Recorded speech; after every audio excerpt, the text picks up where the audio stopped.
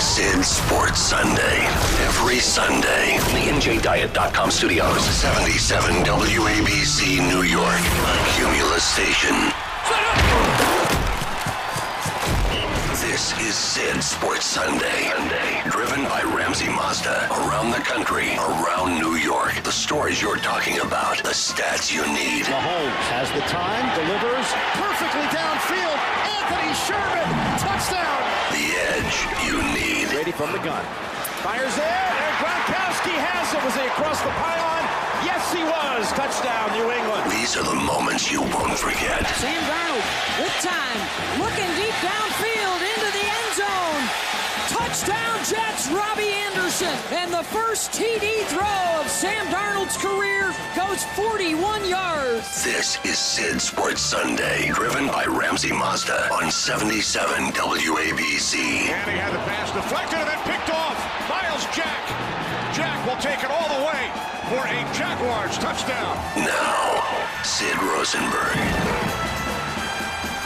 Coming to you live from the studios of 77 WABC, 17 floors above Madison Square Garden. It is, in fact, Sid Sports Sunday for week number 2 of the National Football League, brought to you by our good friends at Ramsey Mazda, driven by Ramsey Mazda. Visit RamseyMazda.com. Welcome back, folks. Sid Rosenberg, your host, here until 10 o'clock this morning, getting you ready for a long afternoon of football. Week number 2. We've got 9 games in the 1 o'clock hour. 9 games highlighted by locally, of course, at MetLife, the 1-0 Jets hosting the 1-0 Miami Dolphins. 4 games in the 4 o'clock hour. And then, of course, the nightcap tonight, also a big local interest, the football Giants, fresh off their home loss to Jacksonville last week in Dallas, taking on a Cowboy team that also disappointed week 1 with a loss in Carolina to the Panthers. But before we go out to all these stadiums, 8 of them here in the next couple of minutes,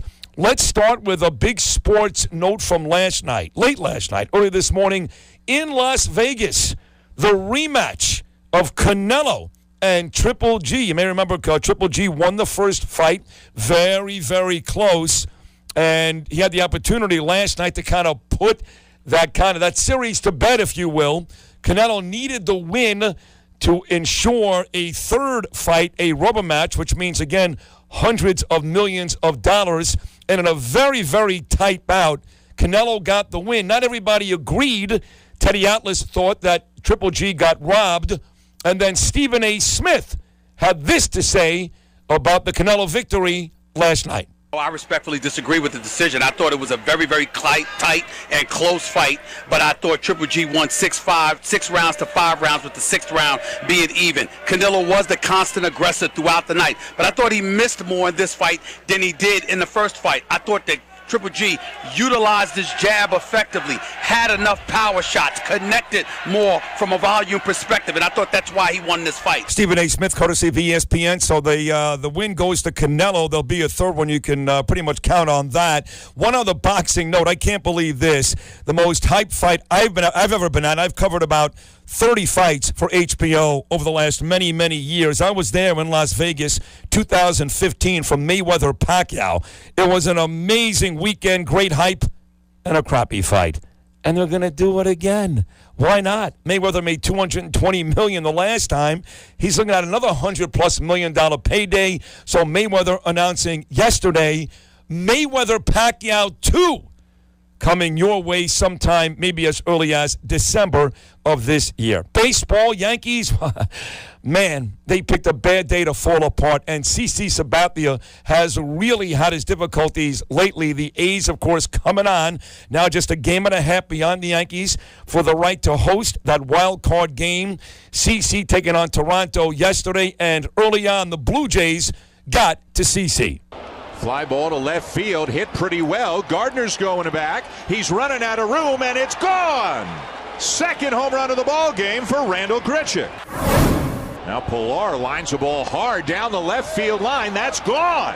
Fair ball, home run for Pilar as the Blue Jays go back-to-back and make it 5-0. Yankees trailed in that game 8-1. They scored 6 in the 7th to cut the lead to 8-7, but that's how it ended. So, again, the Yankees a game and a half up on Oakland. Lance Lynn on the mound for the Yankees today in Toronto. By the way, if the season ended today, Boston, Cleveland, and Houston are your division winners, and the Yankees would host the Oakland A's in the wild card game. National League, of course, a big one today, I should say, at 1 o'clock in Boston, the Mets and Red Sox. How about this pitching matchup? Jacob deGrom on the mound for the Mets and Chris Sale on the mound for the Red Sox. Great matchup. The Mets won Friday. Boston won yesterday. And in the NL, if the season ended today, your division winners would be the Braves, the Cubs, and the Dodgers. And the Brewers would host the Rockies in the wild card game with teams like St. Louis, Arizona, and Philly right behind them. So you got the boxing, you got the baseball, but again, week number 2 of the NFL, 9 games in the 1 o'clock hour. We like to call this Around the League.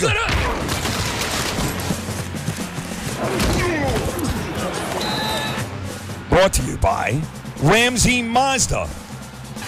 My oldest and bestest friend, Joe Iovine, Dolphin fan from Brooklyn, New York. I'm sure wearing his Dan Marino jersey today on his way to MetLife. Plenty of Dolphin fans will be there as the Dolphins and Ryan Tannehill, fresh off a win, take on the Jets. Sam Darnold, an amazing debut Monday night in the win against Detroit. We've got our dear buddy Pete Schwartz. He's live at MetLife with the latest. Good morning, Pete. Well, good morning, Sid. It has been one of the most storied rivalries in the history of the NFL, and here's a big reason why the Jets and Dolphins have always been intriguing. It's a close all-time series. Jets have the slight edge, 54-50-1, but a real intriguing matchup today, a pair of 1-0 teams, and obviously a critical game for a Week 2 in the AFC East. And this rivalry has bbeen so tight over the last 8 years, 8-8. The Jets are in the last 16 games against the Dolphins. In fact, they're 7-7 in the last 14 games in New Jersey. So, for the most part, home field advantage not really a factor in this series, especially over the last few years. The Jets are looking for their first 2-0 start since 2012, and a big factor today. The Jets are going to welcome back Javon Curse, who missed the opener with an injury, and Quincy Enunwa, who missed all of last year, plays his first home game today. Should be a raucous atmosphere. Sam Darnold's first home game at MetLife Stadium. Jets and Dolphins, 1 o'clock kickoff at the Meadowlands. And for Sid Sports Sunday, I'm Peter Schwartz. Back to Sid in the studio. Thank you, Peter. Big game today in Pittsburgh. The Steelers, they tied the Browns Week 1, taking on Kansas City, who looked great in beating the Chargers in Week 1. Rich Walsh, KDKA Radio, is at Heinz Field in Pittsburgh. Rich, welcome to the show. Good morning, Sid. The Steelers will have a little bit better weather this week here in Pittsburgh against the Kansas City Chiefs last week. It rained the entire game in Cleveland, and their first tie since 2002. The thing we're following this week here in Pittsburgh, injuries with the Steelers. They're dealing with a few of them, the big names. Joe Hayden on defense not playing. David DeCastro, he's out. B.J. Finney will take his spot on the right side of the offensive line. And Ben Roethlisberger, he did not practice on Tuesday, Wednesday, and Thursday, limited on Friday. He is questionable. I expect him to play. But if he can't play, Josh Dobbs will see his first NFL regular season experience. Now, maybe the biggest story in Pittsburgh right now is Le'Veon Bell. Bell is still not here. He's given up more than $850,000 to prove a point. James Conner did pretty well in Cleveland last week, 135 yards, which is good for second in the NFL right now. Conner will start again. Last week, Conner was the only running back they used. This week, offensive coordinator Randy Fichtner will use Conner and maybe spell him with Stephen Ridley. But the Steelers' home opener today against the Kansas City Chiefs. I'm Rich Walsh for Sid Sports Sunday. Back to you, Sid. Thank you, Rich. Right now, Pittsburgh, by the way, a 5.5-point favorite over Kansas City. Don't forget, next hour, Danny Bianculo, I should say. Danny B wins. He'll have his 5 selections for the week. Big one in Dallas tonight. Our football Giants losing at home to Jacksonville last week. Dallas did not fare much better. They lose in Carolina to the Panthers. So one of these two teams, the Giants or the Cowboys, will be 0-2 when you wake up tomorrow morning. KTCK The Ticket.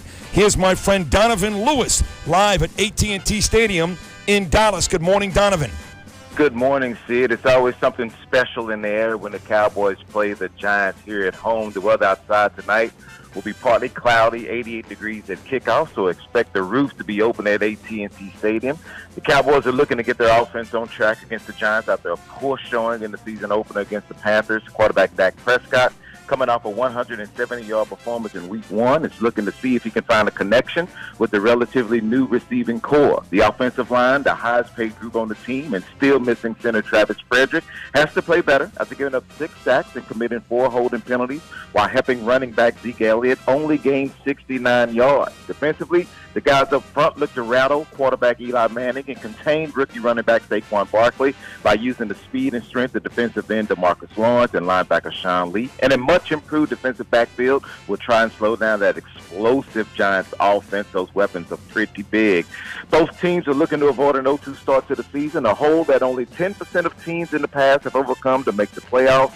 Look for a hard-hitting affair, typical of the recent Cowboys-Giants games. For Sid Sports Sunday, this is Donovan Lewis. Back to you, Sid. Nice job, Donovan. Thank you. Right now, the Cowboys are 3-point home favorite over the football Giants. This is a monster matchup today. Jacksonville, they beat the Giants last week, taking on a Patriot team, very impressive, and beating Houston last week. Again, Tom Brady. I did read this, though. Tom Brady's only played in 90-degree temperatures once in his career, and he lost. And it's supposed to be very, very hot in Jacksonville later on this afternoon. TIAA Bank Field is the scene of this one. We go live to Philip Heilman in Jacksonville. Good morning, Phil.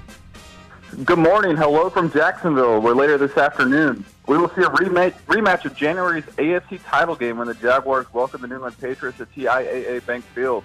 Including last year's AFC wildcard game against the Buffalo Bills, the Jaguars won 6 straight home games. To make it 7 in a row, they will have to beat Patriots quarterback Tom Brady for the first time. The Jaguars are 0-8 all-time against Brady, making them the only AFC team to never deal him a loss. As you mentioned, the weather could be a factor as temperatures are expected to be in the low 90s at kickoff until around the upper 80s for most of the game. So it's going to be a bit of a scorcher. The Patriots are going to have to deal with that, as well as the Jaguars' defense that is ready to unleash a healthy Calais Campbell and Yannick Ngakoue, 2 guys who were banged up during January's AFC title game, as well as cornerbacks Jalen Ramsey and A.J. Boye. It should be a fun matchup of one of the game's great quarterbacks going against an elite defense, and it all begins at 4:25 from TIAA Bank Field. For Sid Sports Sunday, I'm Phil Heilman. Phil, nice job. Before you go, what is the latest on Jacksonville running back Leonard Fournette? He was limited to very little action against the Giants last week, walked off with a hamstring injury. Anything new on Fournette's availability today? Fournette did not practice this week, began running on Thursday. The Jaguars actually promoted a running back from their practice squad on Saturday, Brandon Wilds, and cut a veteran receiver. So it sounds like Fournette will be limited at the very least. The Jaguars are taking precautions by adding another back to their rotation, but we'll find out probably right before kickoff. Fournette said this week that he expects to be a game-time decision, and that seems to be where it's going to land. All right, thank you, Phil. By the way, T.J. Yeldon, the Alabama product, played very well against the football Giants last week. Talking about Fournette's injury, the biggest injury question of the week, Lambeau Field. Aaron Rodgers came back on Sunday night in miracle fashion. He's done it a bunch. Came back and beat the Chicago Bears, but he's had a rough week. He's been in pain. I think he did practice yesterday. Minnesota, very impressive debut for Kirk Cousins as a new Viking quarterback. It's one of the oldest rivalries in the National Football League. The Vikings at Lambeau taking on the Packers. WSSP's Ryan Wood has the latest. Ryan. This is Ryan Wood in warm and sunny Green Bay, where the Packers will host the Vikings at Lambeau Field in a game that could have much larger implications than you typically expect in Week 2. If this were any other opponent, in any other setting, perhaps Aaron Rodgers would shut it down this week to rest his sprained left knee. But in an NFC North division that's expected to be a 2-team race, this is a game the Packers really need to win. They'll have more pressure on them today playing at home, knowing they have to return to Minnesota 3 days after Thanksgiving to play inside rocking U.S. Bank Stadium. The Vikings took both from the Packers last season, though Rodgers didn't finish the first and didn't play in the second. They believe they're a better team than the group that advanced to last season's NFC Championship game with the addition of quarterback Kirk Cousins and interior rusher Sheldon Richardson, along with the return of running back Dalvin Cook. At face value, today will be at least a good barometer for both teams to see where they stack up against each other early in the season. But keep in mind that if the NFC North really is as close as it's expected to be, Week 2 could be a pivotal moment in the race for a division title and the all-important playoff seedings at the end of the year. For Sid Sports, this is Ryan Wood. Now back to you in the studio, Sid. Thank you, Ryan. One of the matchups I'm keeping an eye on here, no stringer for this one, but this Carolina at Atlanta game. Boy, what a rough week for Atlanta. How they lose their Pro Bowl safety. He's gone. They lose a big-time linebacker. Running back Devontae Freeman's going to be out for 2 to 3 weeks. And here comes Carolina with 2 banged-up tackles trying to protect Cam Newton. So injuries all over the field today in this very big matchup in Atlanta between the 1-0 Carolina Panthers, fresh off their win over Dallas, and the Falcons, who, of course, lost the first game of the season last Thursday night in Philadelphia to the Eagles. By the way, the Eagles have the Buccaneers today. One more game, go to live. The L.A. Chargers, disappointed last week, got beat at home by the Kansas City Chiefs. But they're taking on a Buffalo Bills team that may be the worst in football, and already a quarterback controversy for McDermott up in Buffalo. My very first ever radio partner and a guy doing an amazing job for nearly 2 decades in San Diego. My buddy Scott Kaplan has the latest. He's up early and live from San Diego. Good morning, Scotty. Yes, Sid. Let me explain to everybody tuning in today that it is 5:15 a.m. It is completely pitch black here in Southern California, and I am on the air with you live, laying in bed, so no stringer report from a stadium. This is strictly from bed in pitch black Southern California, getting ready today for the Chargers of Carson, not of Los Angeles, Sid, of Carson. Carson is to Los Angeles what Newark is to New York City, to give you some perspective. But here's the best part of it. The Chargers at home last week. Now, I say home, meaning this is where they call home. It's a cute little soccer stadium where the LA Galaxy play. There's signs and banners all over the place. It talks about the Galaxy's championships. And by the way, it holds 28,000 people for football, of which 27,990 were wearing red. It was practically Arrowhead West last week. So, Sid, listen. While the Chargers lost their home opener inside the division to essentially a rookie quarterback, Patrick Mahomes, they go cross-country to the Buffalo Bills, who got destroyed by Baltimore. Baltimore then got destroyed on Thursday night by Cincinnati. So the setup is absolutely perfect, Sydney. I'm telling you right now, I want to see Josh Allen go Sam Darnold, and I want to see the Buffalo Bills at what will be a 10 a.m. Pacific time kickoff beat the Chargers as they travel cross-country. I know at least everybody in San Diego will be rooting for that. Everybody in Los Angeles will be waiting for either a Raider game, which will be coming up against Denver, or, of course, the Rams game, because no one in Los Angeles has any interest in the San Diego Chargers. Wow. That's a sad commentary. Scotty, thank you. We'll talk to you again next hour. Get a cup of coffee and say hello to the seals out there on the beach in San Diego.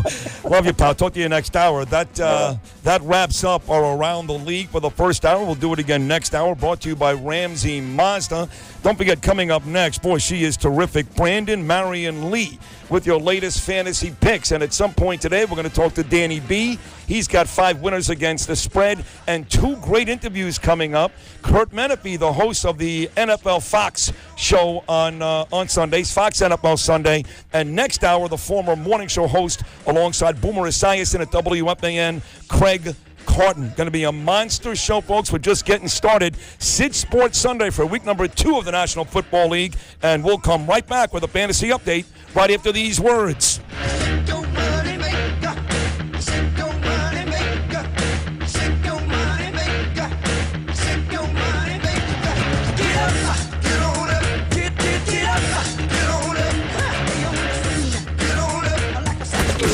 Sports Sunday. 1, 2, 3. 77 WABC.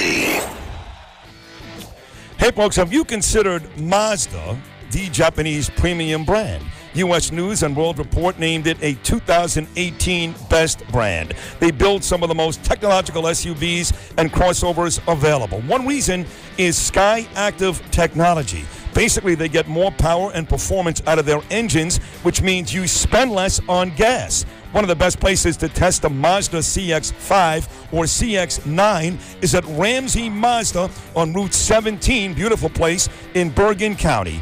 Dealer Rated named it the best Mazda dealership in New Jersey. How do they do it? They offer an express buying experience. No waiting around, prices, payments, and appraisals at your convenience, not theirs. There's lots of choices for an all-wheel drive SUV, but the Mazda CX-5 is a great choice. If you need a third-row seat for your wonderful large family, the Mazda CX-9 is the premium SUV for you. Visit Ramsey Mazda today for your test drive. Special offers available all month long to qualified buyers, subject to primary lender approval. All costs to be paid by consumer, except for the taxes, and the sale ends, folks, October 1st of this year.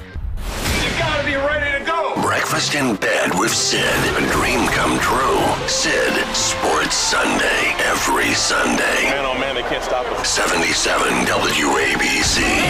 Play this guy, not that guy. DBs, holla at me, baby! This is the Fantasy Report. Let's go!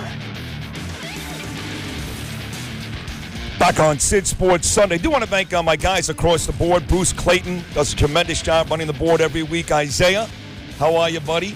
My fine producer of this show. Everybody loves him. Mike Gunzelman, Guns, and all the bosses here today as well. Chad Lopez, my program director, Craig Schwab, showing up on Sunday mornings. We appreciate that and love you guys. All right, we'll get back to more around the NFL. Danny B's picks.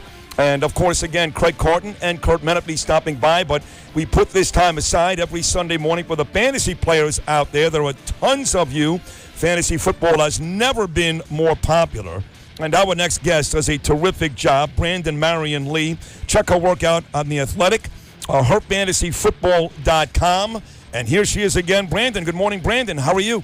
Good morning. So happy to be here. Oh, you were great last week, and we're excited to have you back. And, well, listen, a lot going on. Tons of injuries, which may reshape some of your teams.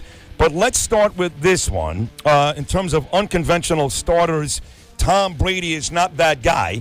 Played very well against Houston last week, but I got to tell you, Brandon, did not fare well in the one game he started in over 90-degree temperatures, and he's taking on a very aggressive pass-rushing Jacksonville defense.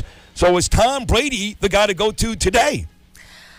He's not someone that I would want to start. Of course, if you're trying to go contrarian, if you're playing in daily fantasy sports, obviously he always has a 30-point upside. That can't be denied. But you're right. It's very hot there. It's very good defense. I actually also like the guy on the other side of the ball, if you can believe that. Blake Bortles plays very well against the Patriots. Also very well at home, averaging over 300 yards over his last 5 starts at home. Also has thrown 0 interceptions. In that time either. So it's intriguing to me because I think he's still going to have to throw to catch up. Also, he won't have Leonard Fournette. I think that Tom Brady will do the dink and dunk with James White like last week, so I would look for that. It's going to be a very intriguing game there for sure, but I do not like the heat. I agree with you, Sid. All right, let's get to some of the teams that did not fare well last week. Teams like Dallas, from a fantasy standpoint, of course, they lost the game too, but just miserable. No offense against Carolina. Buffalo, that may be the worst offense in football, and they may be starting a rookie quarterback this week. And Arizona, who eventually played their rookie quarterback, just as miserable. What about some of the teams that did not fare well last week? Yeah, wow. There were some really tragic offenses, like you said. I mean, it was very painful to watch because you thought, are they still in preseason play? What's happening here? But, yeah, I think that it's going to be very intriguing to see what Josh Allen's going to do with the Buffalo Bills. It's interesting that they cut Jeremy Curley, their slot receiver. That was a surprise move. But at the same time, when you got Josh Allen, the guy only throws deep, so he's not going to use the slot receiver anyway, so I guess that's what they thought. I believe that the Arizona Cardinals still have a lot of really good players. I like Ricky Seals-Jones for this week. He's in a very favorable matchup as a tight end, and he was on the field almost as much as Larry Fitzgerald and the quarterbacks. So he's an intriguing play for me. I like a lot of the Los Angeles Chargers. including Austin Eckler, who you might be able to get to fill in for one of these Devontae Freeman, Leonard Fournette situations, because I think there's going to be a lot of garbage time there, because you're right, Sid. These offenses, they're just not holding up their end of the bargain. No, the Bills they look terrible in preseason, and they looked awful in getting blown out by the Baltimore Ravens last week. Brandon Lee, The Athletic, HerFantasyFootball.com. Now the teams that fared well, the Redskins' Alex Smith era started off in fine fashion with a road win in Arizona. The Jets, Sam Darnold, going against a pretty good defense today with the Dolphins. And, of course, Ryan Fitzpatrick. Who could have predicted that? He was better than Drew Brees. It was nutty. He's like that, though. He's a boomer bust player in the purest sense of the form. But, wow, that was it was fun to watch. But I thought, that'll never happen again. All right. Hey, listen, don't forget, people forget a Harvard quarterback, of course, Fitzpatrick, had a very good year, 1 year here with the Jets. But he got a ton of money years ago from the Buffalo Bills. So he's fooled a couple of people along the way. Oh, he's fantastic. That is ideal. You get a ton of money. You sit there and you go, oh, you know what? I'll let Jameis take this most of the time, but I'll come in for a couple games and play, the hero and back out again. So good for you, Fitzpatrick. Good for you. He does have the right formula. Hey, let's talk about the tight end position. The Titans, what a rough game last week. About 7 delays, lightning down in Miami. They eventually lost to the Dolphins. That wasn't the bad news. The bad news was their star tight end, Delanie Walker, out for the year. The Carolina Panthers lost their big-time tight end, Greg Olsen, for an indefinite period of time. So it looks like tight ends right now, Brandon, a premium in the NFL. They are absolutely premium. Having Greg Olsen and Delanie Walker both go out in the same week is just tragic, especially when it's week 1. It's shocking. What you need to do is wrap your head around the concept of streaming your tight ends. Play the tight ends who have the best matchups at the position, because none of the other tight ends that are really below there that could be available to you are going to be good enough on a week-to-week basis to play them every single week. So you're going to have to kind of pivot, move around, make sure that you use your waivers appropriately. This position is rather tragic. And, the Titans, it's not even just that, but Marcus Mariota reportedly cannot grip a football right now due to nerve damage in his elbow. So, and they have a beat-up offensive line. The Titans are in for a rough road. So if you have the Corey Davises of the world, certainly Derrick Henry, who was completely outplayed by Deion Lewis last week, it's time to get a little nervous. And I know I don't want to overreact to week 1, but when it comes to injuries that are that detrimental to the team, you have to take notice. 60 seconds to go. Tell me about Sam Darnold. He threw 2 touchdowns against the Lions after that initial pick 6 on his very first ever pass. Dolphins defense, I think, is underrated. They can be pretty physical. What about starting Darnold today against the visiting Dolphins?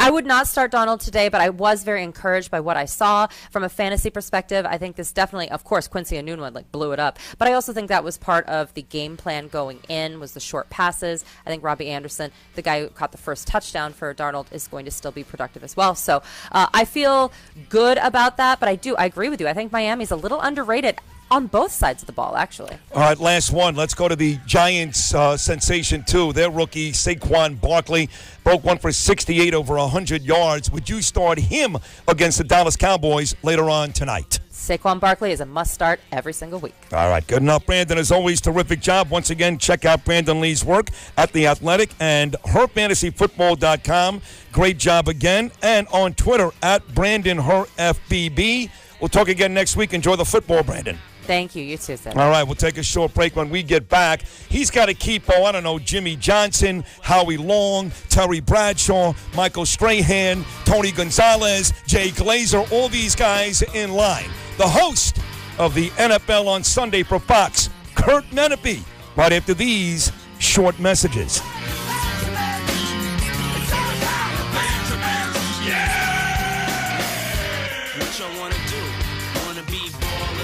Shot callers, brawlers, who be dipping in the bins with the spoilers.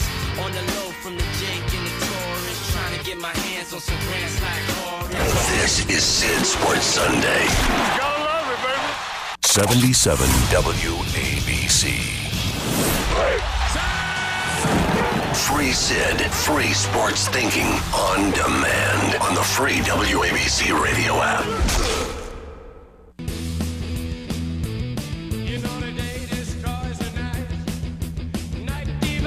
Day.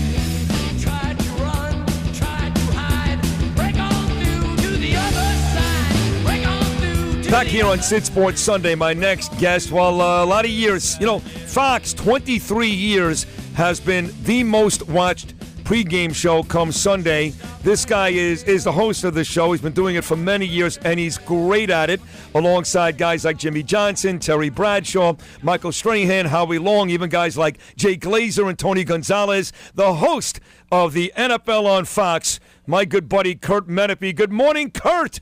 What's up, brother? How are you? All right. How are you? How can I be bad? I host a morning show in New York City. I got my own sports show on a Sunday. I mean, I don't work with Terry Bradshaw like a big shot like you, but I'm doing pretty good.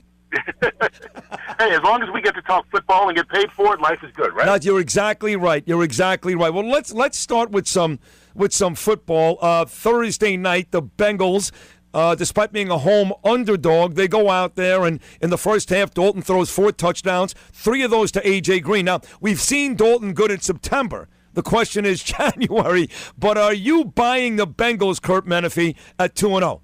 I'm buying the Bengals to be in the competition for a playoff spot, yes. Because I thought, you go around the training camps, and I saw about 18 teams this preseason.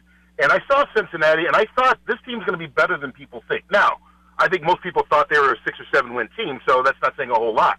And I look around the AFC, and I'm telling you, other than New England and maybe Pittsburgh, if they can handle their drama, there's no one else that really scares you. I know people, Jacksonville got to the AFC Championship game last year. That defense is among the best in football, but I'm not a believer in Blake Bortles. So I think, and they also stayed healthy last year. So outside of New England and Pittsburgh, I think there are a lot of teams that can compete for a playoff spot in the AFC, including the Jets right now. But I put Cincinnati in that category before the season started, so I'm not surprised at all if they were able to win against Baltimore. Oh, you talked about the Jets, and the whole country saw what Sam Darnold did in Detroit on Monday night. First pass, a pick 6. Then he really wasn't great after that, but he was very solid. 2 touchdowns. Really what was great, Curt, was the defense. Picked off Stafford and 5 times. So with the Dolphins in town later on today, and the Dolphins are a better football team, and Ryan Tannehill is at quarterback, no doubt about it, and they're pretty decent on defense. You agree that this afternoon will really tell us if, in fact, Sam Darnold is ready to be talked about like the next Joe Namath? I don't know, because, look, he's a rookie, and he's going to have weeks where he looks brilliant, I think, and he's going to have weeks you go, wow, this kid's a rookie. He's going to struggle. Go back to Eli Manning, his rookie season, we played the second half of it. Or you go back to Peyton Manning's rookie season. I mean, even the great ones, in their rookie year, they were not who they wound up being. So I think we're maybe a little bit ahead of the bandwagon here with Sam Darnold. But I do think he's the right quarterback for the future for the Jets. I mean, being out here, living in Los Angeles, I had a chance to watch him play, over the last couple of seasons. And it's not like I'm a USC alum where I watched every play of every game, but I saw a lot of him. And people talked about the turnovers when he was coming out of college, and that was really the only knock against him. Otherwise, everybody felt he was pro ready. But if you saw him play in the games when he was in college, I think a lot of those turnovers weren't necessarily his fault. He played with a bad offensive line for a couple of years, no running game. He had receivers that dropped passes that he hit them in the hand. They were deflected, wound up being interceptions. So the numbers kind of piled up on him. But he's still going to go through his ups and downs like a normal rookie. I think he's the long-term future. I think that defense you mentioned is so good. It's been overlooked really here the last couple of years. And the youth they've got on that defense, at really kind of every position. Williams up front. They've got Lee in the middle. They've got the safeties at every level. I think they're going to be able to compete for a long time. This is the year, to me, that the Jets take that next step. Now, the next step is what? Is it 8-8?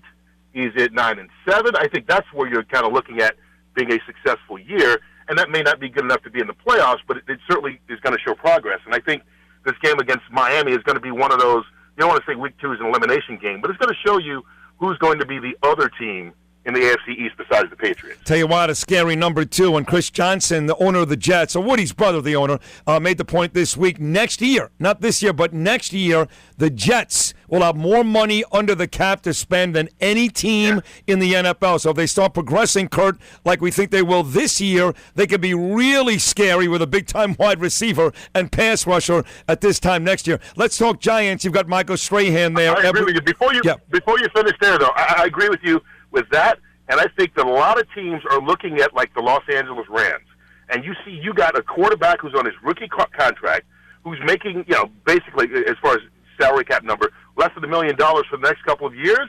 That's when you load up like the Rams did this offseason and went out and got the receivers and the defense and those kind of things.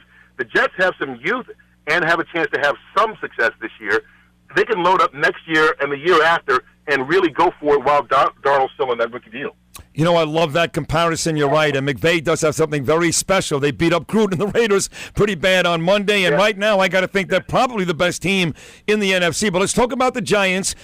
Listen, Barkley, electrifying 68-yard touchdown. Odell Beckham, as you know, Curt Menefee, 11 catches, over 100 yards. So those two rusty superstars, they were terrific week one against Jacksonville. But here's the problem. Giant offensive line wasn't good last year, specifically Eric Flowers. He was awful again against Jacksonville last Sunday. So I'm a Giant fan, Curt Menefee. I'm seeing the same issues week one this year that I saw all of last year in a 3-win season, and that scares the daylights out of me. Yeah, but they're a lot better than they were. I think you've got the issues on the right side of the line, in particular, Flowers. I think they kind of solidified the left side, and at least you got that. Last year, you didn't even have that. You've got a running game now, which you didn't have last year. Knock on wood, everybody stays healthy. You've got a passing game, which because of injuries primarily, you didn't have last season. This defense can't be as bad as it was last year. I think they go back closer to where they were in 2016. You know, you got to remember, last year, Sid, you've been around this long enough. We've seen teams that get hot in the middle of the season and they get on a roll that you didn't expect to be there. We've also seen it the other way. A team that has expectations, they lose a couple of games, the players know the coach is going to be fired at the end of the year, and they just bail on him. And I think that happened with the Giants last year.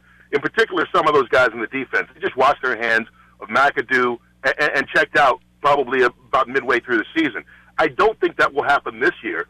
So I think that defense reverts back to its natural form, which is closer to what it was in 2016. So you put the defense there, you're able to run the ball, you're able to pass the ball. I think this team's going to be all right. I wouldn't overreact to them losing to again, I go back to Jacksonville, one of the best defenses in the league.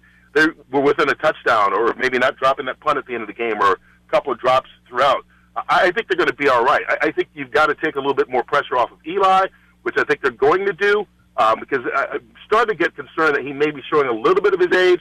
But I do think that the Giants will be okay long term because I think they're going to be right there in the end with Philadelphia. I mean, I think those are the two best teams in the East. Yeah. I think they both will make the playoffs at the end of the year. I really do. No, they are the best teams. I mean, Dallas, and of course, Dallas will host the Giants this Sunday, so we'll see if they're with them. Right. And the Redskins looked very good last week, albeit not against a very good Arizona team. The Alex Smith era starts off in good fashion. But you're right. On paper, you would think Dallas and the Giants are the best team. I'll tell you, the matchup this week that really has me intrigued is one of the oldest rivalries in the league, and that is the black and blue division, the Vikings at Lambeau for the Pack. On one side, you got Kirk Cousins, who got a ton of money, who played well, and the Vikings beat the 49ers. On the other side, you got Aaron Rodgers, who walked on the field like Willis Reed in the fourth quarter and had that amazing comeback. Exactly. We don't even know if he's going to play this Sunday. Point being, this should be a very intriguing matchup, Vikings at Green Bay. Yeah, I'd be surprised if Rodgers doesn't play, in all honesty. But you'd love to see him healthy. I mean, this is the matchup that you think, again, two teams that not only the best in their division, I think these are two of the teams in the NFC that can legitimately talk about having Super Bowl hopes. But if Rodgers is not mobile, especially against this defense for the Vikings, I think people don't realize how good it is. Yeah, they were ranked number one last year in all the stats, piled in their favor, but people didn't talk about them as a great defense. I think they really are. So him being not fully mobile and being able to do the things that make him magical, I think takes a bit away from this game just slightly. But still, I mean, this is the matchup I think everybody wants to see. So I think it's one of those things, though. If Minnesota wins, you go, yeah, but Aaron Rodgers wasn't full strength. If Rodgers were full strength, then it's the clash of the Titans. Agreed. Well, listen, there's a reason why for 23 years you guys have been on top, and Jimmy Johnson, Terry Bradshaw, Michael Strahan, Howie Long, Tony Gonzalez, Jay Glazer, all do a terrific job. But you're the orchestra leader there, Curt Menefee, and you do a tremendous, tremendous job. We all love the Fox NFL Sunday show. Comes on at noon here, by the way, Channel 5 here in New York City. Continued success, Curt. Great to talk to you, pal. Thank you so much. All right, Sid, we'll do it anytime, brother. I appreciate that. Thank you. Out in he's a New Yorker, by the way, but out in Los Angeles, doing a great job on Fox NFL Sunday. Our good friend Curt Menefee. A few messages back on Sid Sports Sunday, right after these words.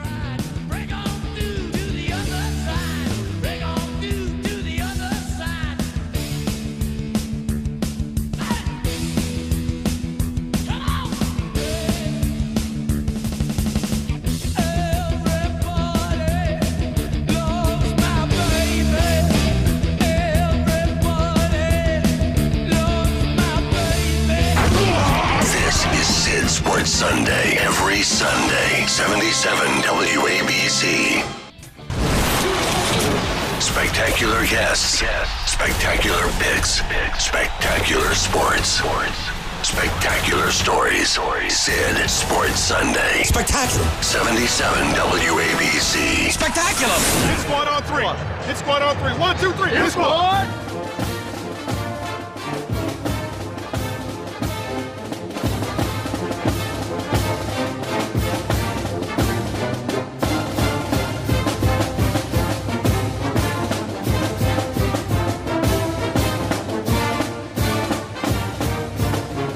Alrighty, back here on Sid Sports Sunday. We, of course, in the 9 o'clock hour, we'll go right back around the league. We've got 8 stringers at the biggest games in the National Football League. We'll also hear from the former host of the morning show alongside Boomer Esiason on WFAN, Craig Carton. That is a fun interview. That's next hour, as well as the business report. And we'll go live to MetLife for our sales guy, Rob Fulmer, a.k.a. Jetman, in the parking lot at MetLife with a bunch of degenerate Jet fans getting ready for the big game against Miami. But this is you heard the music there. This is the time we set aside every week on Sid Sports Sunday for college football. All the big dogs won yesterday. Alabama won by 55. Georgia won big. Clemson. But the interesting game was the number 4 team in the country, Ohio State. Nobody does a better job with college football than my good friend Joe Lisi. His website is amazing. GoForThe2.com. That's GoForThe2.com. And he's here this morning for just a couple of minutes. Joe Lisi, good morning, pal. How are you? Doing great, Sid. Great weekend of college football as we turn to week number 4 next weekend. It was, specifically Ohio State. They're about a 2-touchdown favorite at TCU. Trailed that game early in the third, but eventually pulled away. So Ryan Day takes over for the suspended Urban Meyer. They win all 3 games. Urban is back next week for Tulane. That quarterback for the Buckeyes, man, he's an exciting player. Yeah, he really is. Dual-threat quarterback Dwayne Haskins. He's completed 72% of his passes, 11 touchdowns, only 1 interception. This team is peaking at just the right time for a Week 5 matchup with Penn State on the road in Happy Valley. We'll see how it plays out next weekend, but Buckeyes should be undefeated in that matchup. Penn State looked so good again yesterday. I mean, they're not playing anybody good, but they're just piling up points. And nearly lost week 1 to Appalachian State. They've gone berserk ever since. You know, talking about Penn State and Ohio State, Wisconsin, of course, is a team that many thought would win the Big Ten with that great running back, Jonathan Taylor. They won the last 2 weeks by 31 points against lousy competition. Yesterday, they were a 23-point favorite against BYU. Most guys that I knew loved BYU plus the points. Not only did they cover, they beat Wisconsin outright? Yeah, great point. BYU stepped up, made the plays. They challenged Wisconsin's defense vertically. And more importantly, this was a team in BYU last year that lost 40-7 in Provo, and Wisconsin was looking ahead, in my opinion, to that Week 4 matchup in Iowa City against Iowa. So credit Kalani Sitake for a great victory, and more importantly, defense stepped up when they had to and really shut down Alex Warnibrook in that offense. Vanderbilt is one of my favorite teams now, Joe Lisi, GoForThe2.com, because, of course, the quarterback there is a kid named Shermer, and his father happens to be Pat Shermer, the coach of my football Giants. And Shermer's kid is pretty good and nearly led Vandy to an upset win at Notre Dame yesterday. The Irish haven't looked great the last 2 games after beating Michigan in Week 1. Is Notre Dame worthy of a top 7 or 8 number? I think right now, based off their Week 1 victory over top-ranked Michigan and Jim Harbaugh at 24-17, they're doing it more on the defensive side of the ball. They have a matchup with Wake Forest next weekend, and then we'll face Stanford in 2 weeks. So we'll see where Notre Dame fits in that matchup. I think they match up very well against Stanford in that ballgame. Physicality in terms of run blocking and on defensive side of the ball, but they're going to need better quarterback play out of that quarterback. Brandon Wimbush hasn't taken the next step in terms of his progression in the passing game, but I think they should be undefeated when they face the Stanford Cardinal in week number 5. But an elite team at this point in the season, I don't see it at this point. Joe Lisi, GoForThe2.com. Good win, 10-point win at Iowa State for Oklahoma yesterday. They also have a young quarterback who took over for Baker Mayfield, and they look to be as good as any team in the country. Is that fair to say? At this point in the season, offensively, they have one of the most dynamic offenses led by Kyler Murray, a dual-threat quarterback. I'll say this about Oklahoma. Their leading rusher, Rodney Anderson, was hurt in that loss for the season and will not play the rest of the year. His absence was noted last week against Iowa State. Moving forward, they do have tough games against Oklahoma State and, more importantly, Texas, that will dictate whether Oklahoma is a top 10 contender or, more importantly, a college football playoff contender. But at this point in the season, you have to say Oklahoma is a top 5 team heading into week number 4. Texas, an easy win at home last night over USC. My Miami Hurricanes, they got beat up pretty badly by a really good football team, LSU, week 1. They've murdered 2 bad teams since. I know Toledo's not terrible, but quite frankly, wins over Savannah State and Toledo don't exactly get me going. So what are the Miami Hurricanes? They're exactly what you said, Sid, in terms of an 8 or a 9-win team. Entering the season, they were struggling with teams on the road or on a neutral field site, physical teams like Clemson, Wisconsin, and Pittsburgh that they lost last year. They lost to LSU week number 1, another physical team. That's what they are. Until they can stuff the run more consistently, Miami's just going to be a mediocre, middle-of-the-road team, not an elite team in terms of college football playoff contender. No, they're not a very good defense, and I don't love the quarterback there, which for Miami is something you don't usually say. Last one, you mentioned the LSU, Miami. LSU, we need to talk about them. They were a dog week 1 against Miami. They won going away, and to get a road win at a very good Auburn team yesterday, those are 2 of the most impressive wins in 3 weeks in all of college football. Maybe we didn't give LSU enough respect before the start of the year. Yeah, a lot of people were selling LSU Stewart from Vegas perspective. Their season win total was only about 7.5. They knocked off the number 8 team in the country in Miami and number 7 Auburn yesterday, 22-21. Both on the road or on a neutral field site. Joe Burrow, the Ohio State transfer, stepped up at quarterback, 249 yards, 1 touchdown, no interceptions. But their defense, in terms of run support, is a top 10 defense. They held Auburn to only 130 rushing yards in the game. They are a clear-cut, not only SEC West contender, but now a dark horse for a college football playoff appearance possibly in late November and December. Joe Lisi, great job. GoForThe2.com. Excellent work, buddy. Thank you so much. Anytime, Sid. Love the show. I love you, too. We'll take a short break. A huge 9 o'clock hour coming up. Danny's here. Danny B. DannyBWins.com. DBWins.com. 5 games against the spread. You want to make some money today? He's got you. We'll talk to Craig Carton. That's going to be great.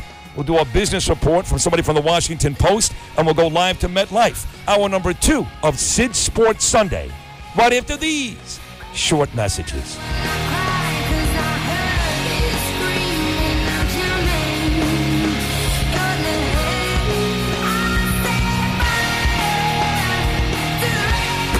Sid Sports Sunday. 1, 2, 3. 77 WABC. 1, 2, 3. Sid Sports Sunday. Every Sunday. The NJDiet.com studios. 77 WABC New York. Cumulus Station. This is Sid Sports Sunday.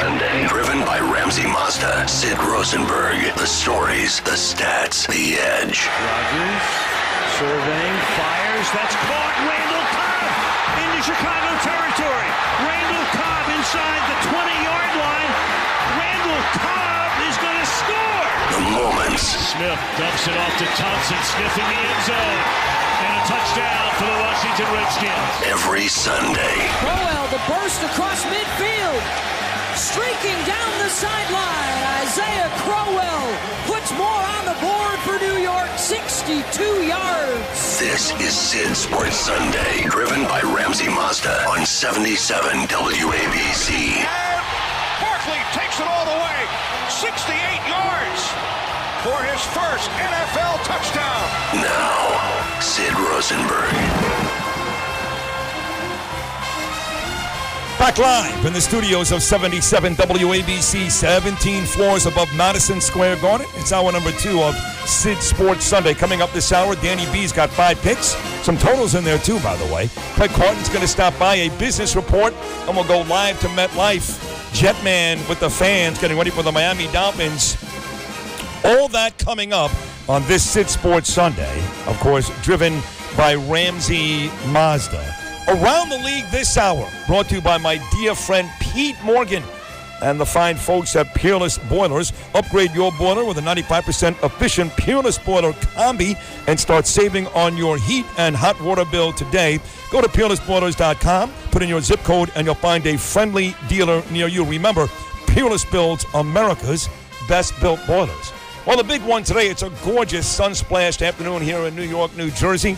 As I'm speaking, my oldest and dearest friend, Joseph Hayabine, is driving from New Jersey on his way to the stadium, to MetLife, for the big matchup against the Dolphins. His two sons are in the car. They're like my sons, by the way, JoJo and Lewis. And he's got all his buddies in there, Frank and Frankie and Nick and Chris, all a bunch of Dolphin fans wearing their Dan Marino jerseys on the way to enemy territory, MetLife Stadium, where the Jets are going to take on the Dolphins. We like to call this Around the League.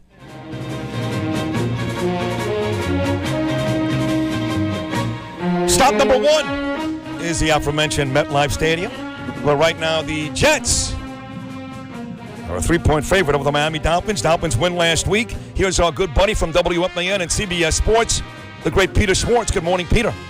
Good morning, Sid. Of course, a big matchup early in the season, as we talked about last hour. A pair of 1-0 teams in the AFC East doing battle today, and it really should be a festive crowd. The Jet fans all pumped up after the Monday night win over the Lions. It's Sam Darnold's first game, and you talked about Jetman before. How about this piece of nostalgia today? Personally asked by Jets owner Christopher Johnson to come back. It may just be a one-day cameo, but Fireman Ed returns. Is that right, the great Eddie Anzalone? He is. He's going to be there today. He's going to do the Jets chant, and it caused a little bit of a firestorm on Twitter over the last couple of days. A lot of people are like, well, where's he been? Where's he been? He actually has not missed games. He just hasn't done the chant. But Christopher Johnson, the Jets owner, asked him, given what today is all about with all the hype and the pomp and circumstance of the home opener. So Fireman Ed is going to be back today doing the Jets, Jets. Let me give you the injury report for the Jets. Good news, Javon Curse expected to play, but Marcus May doubtful with the foot injury. Linebacker Josh Martin out with a concussion. And safety Doug Middleton, who made his NFL debut Monday night in Detroit, questionable with a finger injury. It's the Jets and Dolphins coming up at 1 o'clock. For Sid Sports Sunday, I'm Peter Schwartz. Sid, back to you in the studio. Excellent job, Peter. Thank you. Pittsburgh today, Heinz Field, huge game. Steelers tied the Browns last week. Kansas City, very impressive in a road win in L.A. against the Chargers. KDKA Radio, here's Rich Walsh. Good morning, Rich. Hey, good morning, Sid. The Steelers will have to rebound this week against Kansas City. Last week was a disaster in Cleveland. Bad weather. They tied the Browns, their first tie since 2002. Better weather today, but the problem with the Steelers right now, injuries. They have a couple Pro Bowlers that'll be sitting out for this game. On defense, Joe Hayden doesn't look like he's going to play. And then on offense, David DeCastro, he's unlikely to play. He's listed as doubtful. B.J. Finney will fill in at right guard for him. And maybe the biggest injury right now that we're following is Ben Roethlisberger. He didn't practice Wednesday, did not practice Thursday, was limited on Friday.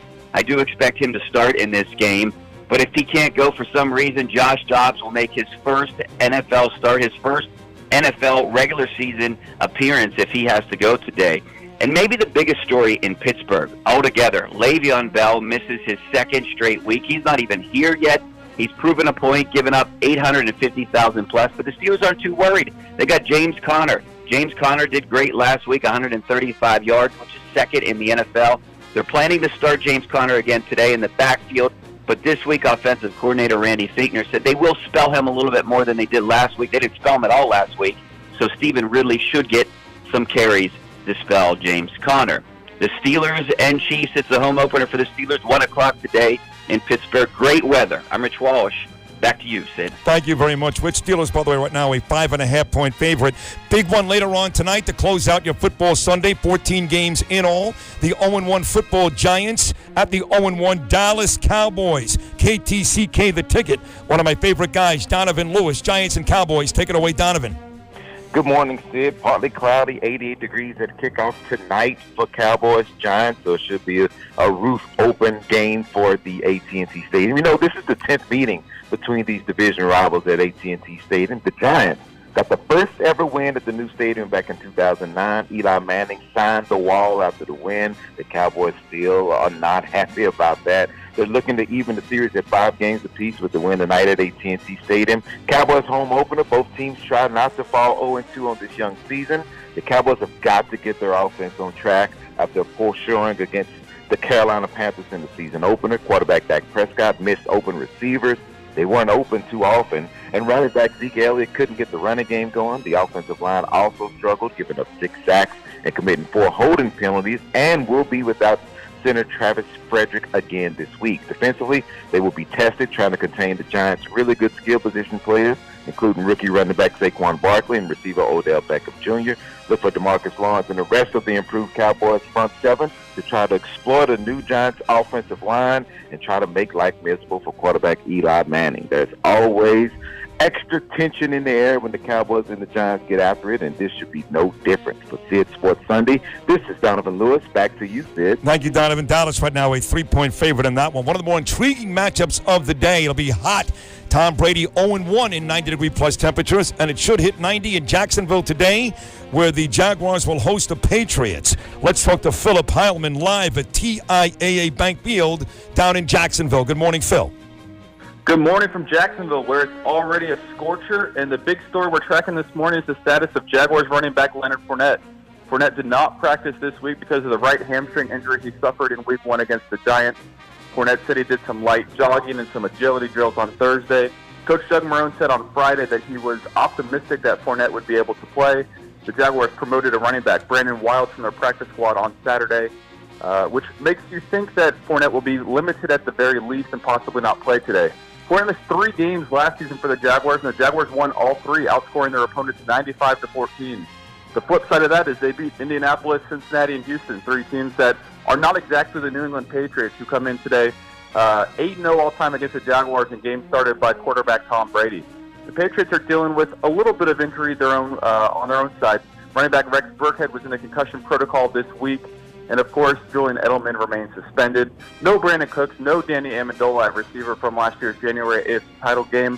So it'll be a tough task for the New England Patriots against the Jaguars defense that was second in the league in scoring and total defense to Minnesota last year. The Jaguars looking to go 2-0 for the first time since 2006 and finally get the best of Brady. The Patriots are looking for another strong start in what could be another Super Bowl season. For Sid Sports Sunday, I'm Philip Heilman. Thank you, Philip. TJ Yeldon will get a bulk of the work there. News out of Green Bay, by the way, Aaron Rodgers will start. Aaron Rodgers will start. The Vikings right now with Kirk Cousins, a 3-point favorite at Lambeau. The Jaguars are a 1-point home dog today against New England. Let's close out this Around the League with my very first ever radio partner. Still to this day, 20 years later, one of my best buddies. Does a tremendous job every afternoon alongside Billy Ray Smith in San Diego. And all of his football teams are really in Los Angeles. Live from L.A. from the mighty 1090 AM, it's my dear buddy Scott Kaplan. Good morning, Cap. Morning, Sydney. Sydney, good morning. Are you with me? I'm here. Well, you know, all these reporters schlepping all over the place, going to these stadiums again. An hour later, Sid, I took a nice nap. I don't know what you did for the last hour, but for me, I wasn't napping, I can tell you that. now, Sid, let me talk to you today about the Rams and the Cardinals. Now, I don't know if you saw the Rams Monday night. It was a late game against Oakland. But the Raiders are in huge trouble this year, and it's going to be a really long season for John Gruden. On the other hand, for the Rams, this is a very exciting team, Sid, and for football, I don't know if I'd call it starved Southern California, but for football depleted Southern California over the last 20 years, the Rams came back to town, and Sid, they've got a team right now that has a little bit of everything for everybody. I mean, the fresh-faced quarterback, the young, exciting coach, the really great returning running back who's the NFC Offensive Player of the Year a season ago. Aaron Donald gets back into camp, although was pretty quiet against Oakland. He's the returning Defensive Player of the Year. And Ndamukong Suh, Marcus Peters with that interception late in the game and that Marshawn Lynch dive into the end zone. Aqib Talib, who came from Denver. Brandon Cooks was just mentioned, who's no longer with New England, had 5 catches for 87 yards. A young kid like Cooper Kupp from a small school like Eastern Washington. I'm telling you, Sid, the Rams are a team right now that not only are good enough to really make a run at the Super Bowl, they're also a good enough team to possibly really, really get an entire community, especially with young people, create a generation of Rams fans. Now, on the other side, Sid, I know you got time is of the essence here, but do you know who the coach is of the Arizona Cardinals? Nobody knows. Nobody knows. The guy's name is Steve Wilks. When I found out that Steve Wilks was the head coach of the Arizona Cardinals, I thought that was the bouncer from the Jerry Springer show. That's Steve Wilkos. Close. He's got his own show. I know. The Cardinals, I don't know. The Rams are a 2-touchdown favorite. I think you're right, Scotty. I think they're destined to go to the Super Bowl. I think they're the best team inside the NFC. And you're right. Nobody knows who the coach is for the Cardinals, and not many people know who the quarterback is either. Hey, listen, it is time now for our picks segment. Today's picks, of course, dbwins.com is the website. Picking winners for 4 decades and betting professionally for 35 years at dbwins.com. This segment is sponsored by dbwins.com. All right, DB, Danny Bianculo is here. By the way, your wife and your 2 sons are here. Beautiful, beautiful family. Tell us their names and all that good stuff. And well, my older boy's name is Jaden. They're wearing their cowboy colors, I know. especially for you, Sid. Beat the hell out of you, buddy. I know, but I brought a giant shirt. I brought gifts. And your little kid came here. I haven't seen him for 2 hours. Oh, he's looking through stuff he's right in now. Chad's you office. You gotta watch him. I told you. Keep an eye on that one. He must have gotten the safe combination. He's trying to get in your desk. He wants the goods. I got nothing good in there. He wants the stuff. And what's your lovely wife's name? Oh, that's Jamie Lynn. Jamie Lynn, okay. Well, welcome back. Last week we had a couple of winners. We won 5 winners this week. Let's go to the Eagles. They won the Super Bowl last year. They covered week 1, beating the Falcons on a Thursday night, taking on a Tampa Bay Buccaneer team that surprised the world last week when they beat the Saints. Eagles right now about a 3-point favorite. Eagles and Bucks. Danny B, what do you see? I'm going with Philly, minus the number. I mean, Ryan had a huge game, 417 yards. Foles played like crap, but I see a flip side today. I see Foles having a good game. Ryan held at bay. I like Philadelphia minus the number. So do I. Tough to lay points on the road, and the Bucs looked so good last week, but hard to argue with the Philadelphia Eagles. This ain't the Saints, though. Right, no doubt about it. Well, we'll see how the Saints rebound today. They're actually nearly a double-digit home favorite against a Cleveland Brown team that played the Pittsburgh Steelers to a tie last week. Surprisingly so. Yes, very surprisingly so. All right, the big one, Miami and the Jets. MetLife, gorgeous day here in New York City. Both teams come off wins. The Dolphins had to endure 7 lightning delays before they beat Tennessee. The Jets, we know what happened Monday night in Detroit. Jets are about a 3-point favorite, depending on where you have the line. And the total is 43. You like the side and the total, yes? That's right. I hate to tell you this again. I like the other side. I like Miami, who we featured last week as our game of the day. You did? Yes. For those that called, they got Miami. See, a lot of sharp money was on Tennessee last week. And again, Sid, a lot of my best information comes an hour before tip-off, or kickoff, rather. So anybody that wants up-to-the-minute information, wait closer to kickoff. I know there are 2 games in particular that you're talking about. The Packer-Viking game. Right. We just found out Rodgers is going to play, and the Pats and Jaguars, because the Jags will likely be without their star running back, Leonard Fournette. Correct. So those 2 games. Okay, so you like the Dolphins on the road plus the points. And I like the over, too. You do like the over. I like the over. I like the Dolphins and the over. You like the over because you think there'll be some mistakes on offense? Sammy's not going to do what he did at Detroit. Well, he did one good thing for the over last week. A pick 6 on his very first pass. He started off shaky, but I got to give the man credit. He played well. But you like the Dolphins and the over only because, in this one. After you get a big win like that, the next week you usually get manners slapped on you. Right. That's the sophomore jinx in his second start. Okay, there's another game where you like a side and a total, too. Also involves the local team, the Giants. So disappointing last week against Jacksonville. The only team more disappointing may have been Dallas, who did nothing all day in Carolina. Cowboys about a 3-point favorite. Total around 43, much like the Jet-Dolphin game. What's the side? What's the total? Well, I'm going to shock you here. I am a Cowboy fan. Yeah, I know. Your boys are wearing Cowboy jerseys. But again, I brought gifts in peace. I come in peace. You did. I come in peace. Bob Feller, 8x10. Bobby Dorr. Bobby Richardson. Bobby Richardson. Joe Morris. Right, and who else? Kyle Rote. That big game against the Baltimore Colts. And let's not forget Rafael Palmeiro. I did forget about him. The steroid guy. I know who he is. No, I'm going to go against my Cowboys. They looked pitiful last week. I'm taking the Giants. but I like the over more than the game. You do like the over. I do like. Again, both offenses struggled last week. Giants only 21 points collectively last week. I think right. No, 15 for the Giants and 6 for Dallas. 21. Right. So you think this week they're both going to come alive? 24-21 G-man. How's that? See, that's no good though. Why not? Because that's 45. The total's 43. Well, it go you bite over. my nails. There's like a minute left in the game. Well, if you want the up-to-the-minute information, you call right before kickoff. What is the number to call for It's simple. 1-800-308-9003. I'm going to give you up-to-the-minute information on the Green Bay game, okay? Yeah. Because Rodgers is playing, but one good hit, he could be done. Right. I don't know what you're going to have on your phone line there, but for me, and this ain't my deal, it's your deal, but I got to look at Minnesota as a very live road favorite today. You like very Minnesota? Live.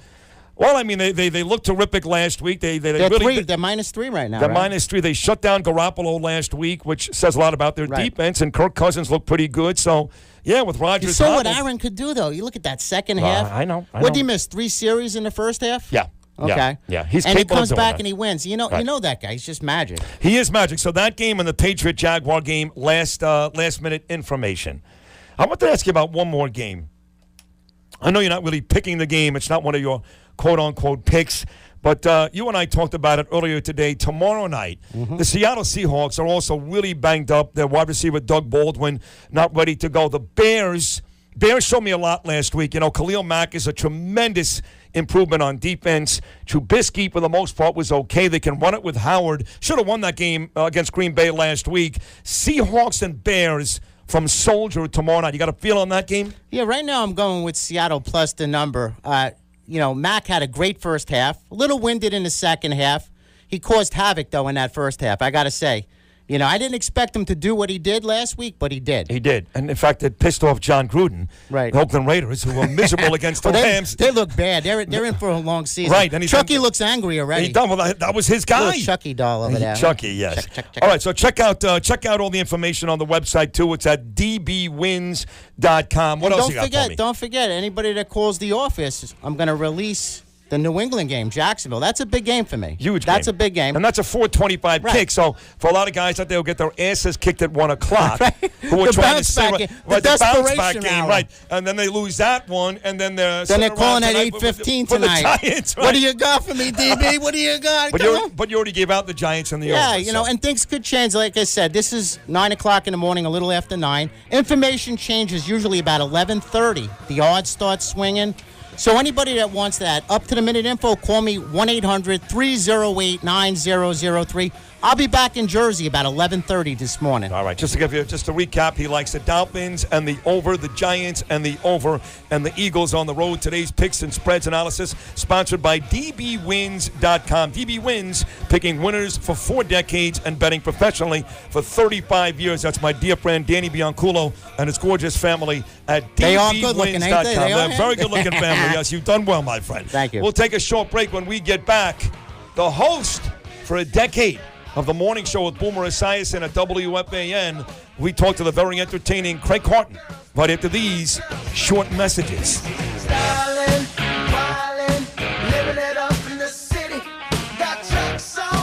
This segment was sponsored by dbwins.com. Opinions expressed are solely those of the host and dbwins.com and do not necessarily reflect those of WABC or Cumulus Media. This is Sid Sports Sunday.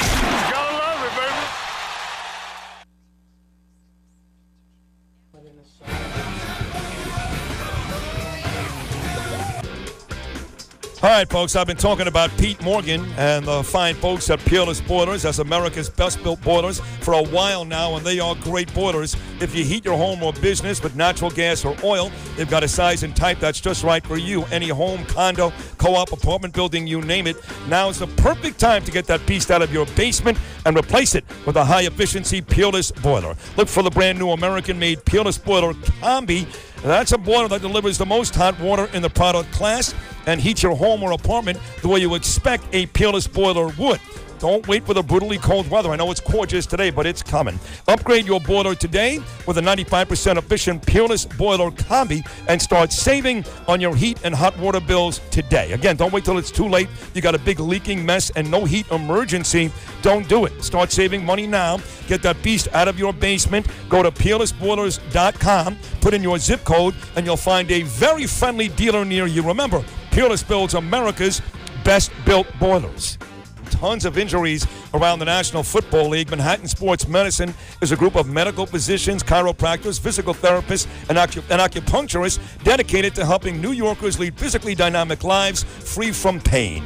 Whether you're an elite athlete like me or an individual seeking a more active, pain-free lifestyle, Manhattan Sports Medicine comes to your aid with decades of expertise and a targeted team approach for maximum results. If you suffer from new or nagging sports injuries, frequent physical discomfort in any area like spine and joint pain, muscle, ligament, or nerve injuries, or postural stress, Manhattan Sports Medicine can help. Using state-of-the-art techniques in sports medicine, spinal decompression, and functional rehabilitation, MSM can put you back in control. And now, MSM offers hyperbaric oxygen therapy to take your recovery and training to a whole new level. 3 convenient centers in Manhattan. Wherever you live in the greater New York area, access is simple. To set up your free consultation today, visit msmwellness.com. That's msmwellness.com and start living the pain-free life you deserve today.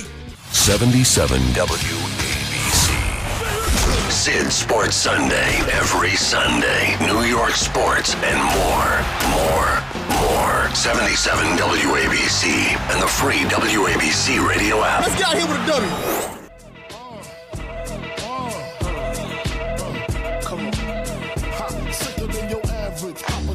W. Back here on Sid Sports Sunday, my next guest is a New York legend, a radio legend. A guy that... How are you, everybody? Christopher Mad Dog Russo. Sydney. That's pretty good, by the way.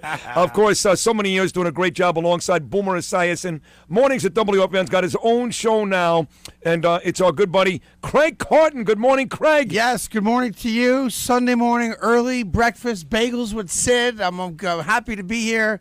I just need to now call Joseph Abood and get some fine clothes like you're wearing right now. Yes. And all will be well in the world. Yes. He does a nice job. He did outfit the NFL today for many years. He used to. Yeah, Boomer Esiason. Yes. I got a couple pieces of clothing from Abood. They used to have a deal at Macy's for a while. Yes. And I used to get on some of that swag. Yeah. Yeah, but that's not my style. What is your style? Sweatshirt, jeans, shorts, no socks. That's right. Yes, baseball hat on back. That's the whole my deal. style. That's your style. Look, it works for you, by the way. You look great. Well, listen, you're welcome. At my age, that's a compliment. What age is that? Huh? What age is that? Less than yours. Right. I was going to say, at your age, I'm going to be 52 before you know it. Yeah, so you're old. I am old. Do you get that AARP card yet or no? Yeah, when I was 50. You did get it. You keep it in your wallet or no? No, I'm embarrassed. Oh, yeah. Well, when I get mine, I don't know what I'm going to do with it yet. How old are you now, exactly? I am 31. Oh, you look older. Yes, I do. I look like I'm 49, don't I? No, I'll be 50 in January. Oh, my God. Yeah. A lot of stuff changes. Yeah. A lot of stuff that worked without thought doesn't work so well anymore. No, also your body changes significantly. Where now you obviously started working out again. I'm sure a few years back, whatever it was. But you wind up you become more vain about certain like silly things. Like no one's ever going to see certain gray hairs on your body. Right. But when you see them, it's very, very bothersome. Well, that's why once a week, every Thursday, I actually trim my privates. Because you do it yourself? I do no. I invite 10 people over. It's a big deal. Maybe it's a spousal thing. I don't know. I had some gray hair there. You did. Now, will you use a Bic? Will you go electric? What do we use? Scissors? The same thing I use on my head. You go razor. I do my head first, and then I do my yes, my I got testicles. you. Okay. Yeah. Same razor? Same razor. That's a little disgusting. If you want to come next Thursday, it's no. 3 o'clock, Upper West Side. Yeah. Bring a piece of cake. You're invited. Well, all right, so now I got to bring cake to watch you shave your balls. You don't mind if I pass on that? No, that's okay. Like I don't get a lot of invitations these days. Right. I'm going to say no to that one. That one you'll never forget, though. I will never forget. There you go. Yes, you may also never forget the performance from one Jet quarterback on Monday night. So Sam Darnold, you worked with a Jet quarterback for many, many years. Yes, Boomer I did. Esiason. Yeah. Would you say that Sam Darnold in one game is already better than Boomer was his whole career? As a Jet quarterback? Yes. By the way, in one game, he's better than damn near every Jet quarterback I saw play. Listen, I don't want to get too carried away about it, and that's what everyone's done, of course. You know, I saw the T-shirts that are out there now. As opposed to same old Jets, it's not the same Darnold Jets anymore. Yep. Right? Listen, was he amazing? No, he wasn't. Was he good? Yeah, he was. And what I liked about him is that you couldn't have a worse start to a game. Obviously, throwing the ball up in the air across the field where you and I could have picked it off and returned it for 6. But the kid's not frazzled by it. And what I really liked about that game, which I haven't seen anyone mention this or comment on it, I thought Josh McCown was great. Now, how could Josh McCown be great? He didn't play. Right. Because when Darnold came to the sideline, now he just started his NFL career on primetime TV, and he throws the worst pass, really, since Boomer, right? And, well, just ask Troy Vincent. And... Oh, that is so true. We all have pains, right? Oh, that is so true. Troy Vincent. Oh, my God. What happened, though, was Josh McCown was like, look, it's all good. Don't even worry about it. And he apparently went to Jeremy Bates and said, nothing changes. Don't change the game plan. Don't change what we're doing here. It's fine. Welcome to the NFL. And there's not a lot of backup quarterbacks that would be that supportive. Right. So I thought McCown did a great job in that regard. That's a great point. That is a great point. Also, if you think about it. By the way, Mike Francesa will say that tomorrow. And try to take ownership of it. Correct. Yeah, right. Will you call him out on that? Yeah, I call him out on everything else. Why would I stop now? I don't listen as much as I used to. Well, you're not there. Right. Probably because I'm not there, and I just got fed up with it, I suppose. Right. I don't listen ever. You tune out once in a while. No, I've been back here for 2.5 years. I put them on once. Oh, just him. You'll have the station on from time to time. I'm sure. I would listen to you when you were there. Now I listen to Joe come back on Monday, Benito, which of course was a big story. But truth be told, since you're gone, and not blowing smoke up your ass, I don't really listen. I don't. Yeah. What am I listening to? For what? Certainly. For what? As Ricky Waters said years ago, for who? For what? Right? I mean, exactly right. I think the other thing with the Jets that I liked a lot, it's they scored a special teams touchdown, they ran the ball in, and a passing touchdown, and their defense. Right. I mean, you couldn't have had a more complete win. This is one of those weird places where Todd Bowles' demeanor is probably good for them. Yes. Because it pisses me off when they announced that Darnold was starting, which we all knew. I hated the press conference because it was like, okay, he's we're going with Sam. Yeah. Like there's they weren't even happy about it. Not even excited. No. I guess we'll just go with Sam. Almost like they were relegated. Like this, we have to do this, so we'll just do it. Yeah. So, but listen, if you're a Jet fan, and we live in a Giants town, obviously.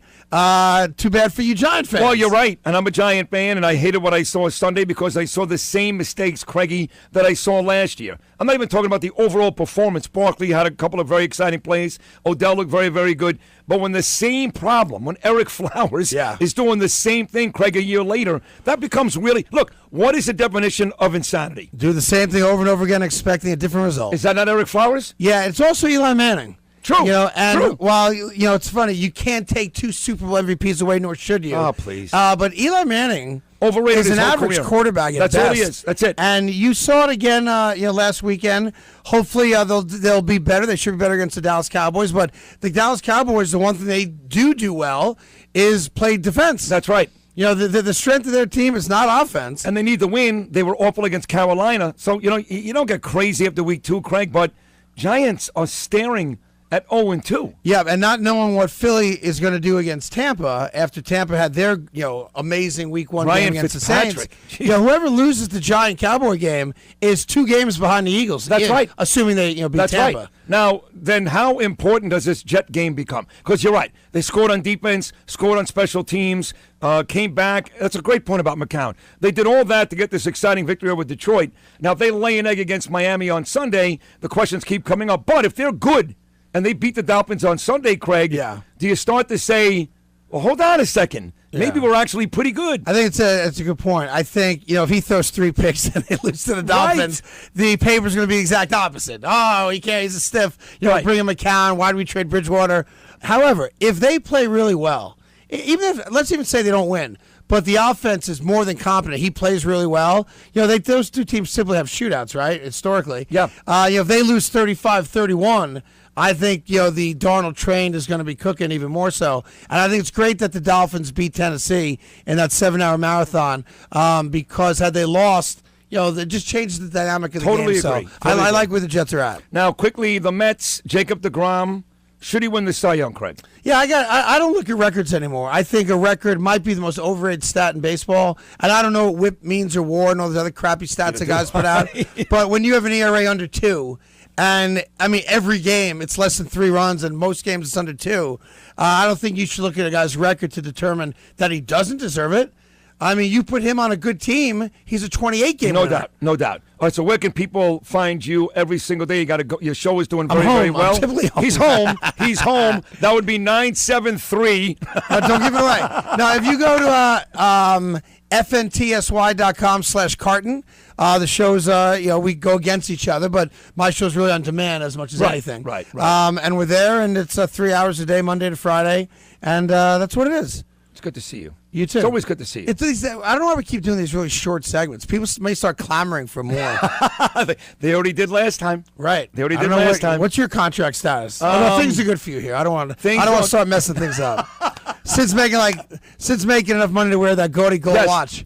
I know it is gaudy, isn't it? Yeah, it's too big on for you. Channel 5 this morning, though, it is big. It's too big. It's too big. But on Channel 5 this morning, there were like rays coming off it, Craig, like Nice. white lights. Well, you do travel with your own lighting section, don't you? Rosanna, can you move the camera to the left? The rays aren't coming off my watch good enough. You're right. That's me. Of course, you're the only guy that ever did the show with only one sleeve rolled up. I did that this morning. I actually rolled up my left sleeve. That's very Why good. wouldn't you? I got the watch. All right. Thanks, Craig. All right, there he is, Craig Carton. We got lots more to do. A Washington Post writer with the business of sports. We'll go live to Jetman out at MetLife with a bunch of degenerate Jet fans getting ready for the Miami Dolphins. But it is time now for our weekly injury report. Devastating injury on the cart, clutching that left ankle area. Injury report. Powered by Manhattan Sports Medicine and Wellness Group. All right, is in fact brought to you by MSM, dedicated to helping New Yorkers lead physically dynamic lives free from pain. MSM Wellness, the leader in sports rehab and physical therapy. Again, visit them at msmwellness.com. Lots of injuries. The Falcons taking on the Panthers today. They're without their running back, Devonta Freeman. He's out for a couple of weeks, but they've lost their Pro Bowl safety, Keanu Neal, and the linebacker, Deion Jones, for the year. Talking about that game, Falcons and Panthers, Cam Newton will not have his big-time tight end, Greg Olsen, out there today. He's out with a fractured right foot. Browns and Saints, no wide receiver Josh Gordon for Cleveland. He's about to be released or maybe traded, according to Adam Schefter, ESPN. He's got some issues. He will not dress today and should be on a different football team by tomorrow. Jaguars and Patriots. Big-time Jaguar running back Leonard Fournette hurt his hamstring against the Giants last week. Odds are T.J. Yeldon will get most of the work for the Jaguars today. Aaron Rodgers will play. It's been announced about an hour ago. Tough one, though, taking on a very physical Minnesota Viking defense at Lambeau Field. Aaron Rodgers, though, will start for the Packers and Tennessee. What a house of horrors they've become. They've got the Texans today, and they'll play without their tight end. Delanie Walker broke his ankle. He is out for the season. Once again, this report brought to you by Manhattan Sports Medicine and Wellness Group. They're dedicated to getting you better. Business Report and Rob Fulmer live at MetLife right after these words.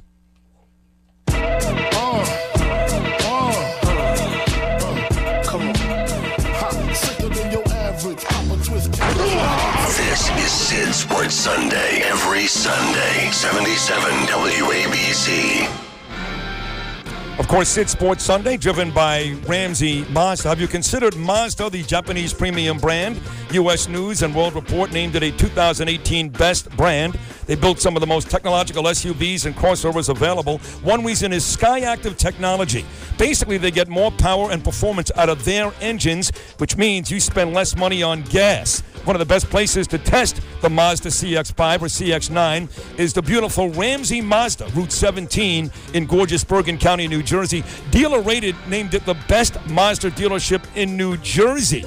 How do they do it? Well, they offer an express buying experience, no waiting around, prices, payments, and appraisals at your convenience, not theirs. There's lots of choices for an all-wheel drive SUV, but the Mazda CX-5 is a great choice. If you need a third-row seat for your wonderful large family, the Mazda CX-9 is the premium SUV for you. Visit Ramsey Mazda today for your test drive. Special offers available all month long to qualified buyers, subject to primary lender approval.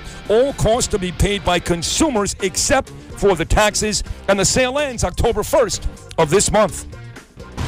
Down on 3, 1, 2, 3, Sid Sports Sunday, each and every Sunday morning, 8 to 10. Hey, go give it to you. Let's go get it. 77 WABC.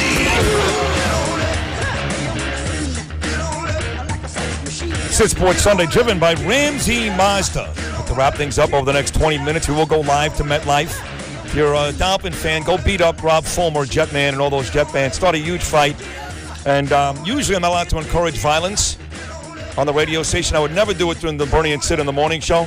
But this is a football game, so kick his ass. You know what kind of boss I have? Chad Lopez, my boss, and Craig too. Craig Schwab. But Chad Lopez is sitting next to me here early on a Sunday morning. That's how excited. And by the way, it was his idea to get this thing going. So, and a genius idea, I must say. That kind of bosses I've got. So thank you, Chad. Good to have you here. Anyway, folks, this is the sports business segment. And this is an important time for the National Football League. Look, we all still love it, right? I mean, millions and millions of people. Well, you know, I think the stat was 47 of the 50 most watched programs last year were NFL games. So everybody's told, the league is in trouble. They're kneeling. We hate them. The cops are boycotting. Restaurants don't want them. Folks, slow down. 47 of the 50 most watched programs in America were football games, right? Not Big Brother. Not Real Housewives of New Jersey, which I happen to love. Anyway, his column is the NFL's TV ratings have become a weekly referendum on everything because, if you know this, President Trump, he loves to hear the numbers are down, and when they are, he tweets right away, like last week. Eagles and Falcons, first game, down about 13%.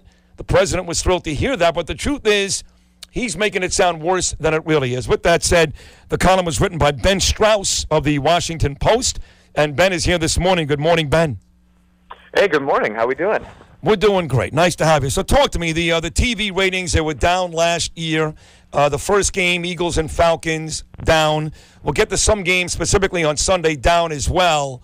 But not as bad as maybe the president or others would allow you to believe. True? That is true, yeah. Not as bad as our president would have you believe, right? So that 13% down last Thursday night opening game, you had the Falcons and the Eagles. It's down 13%, but there's also an hour weather delay, which plays a big role in the ratings. And so I think it's a little bit unfair to sort of pick on that game.